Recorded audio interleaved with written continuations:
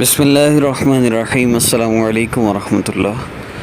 حضرت شبلی رحمہ اللہ اللہ رب العزت کی محبت میں فنا ہو چکے تھے۔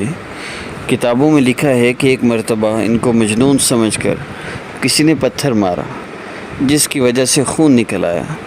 ایک آدمی دیکھ رہا تھا، اس نے جب خون نکلتا دیکھا تو کہا کہ چلو میں پٹی باندھ دیتا ہوں۔ لہٰذا اس نے بچوں کو ڈرایا، دھمکایا اور ان کے قریب ہوا۔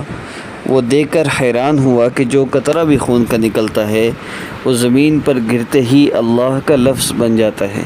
وہ حیران ہوا کہ اس بندے کے رگ و ریشہ میں اللہ تعالیٰ کی کتنی محبت ہے کہ خون کا جو بھی قطرہ گرتا ہے وہ اللہ کا لفظ بن جاتا ہے۔ اس کے بعد اس نے زخم پر پٹی باندھ دی۔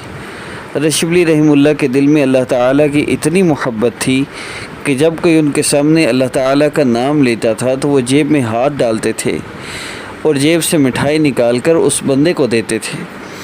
کسی نے کہا کہ آپ یہ کیا کرتے ہیں کہ لوگوں کے منہ میں مٹھائی ڈالتے ہیں؟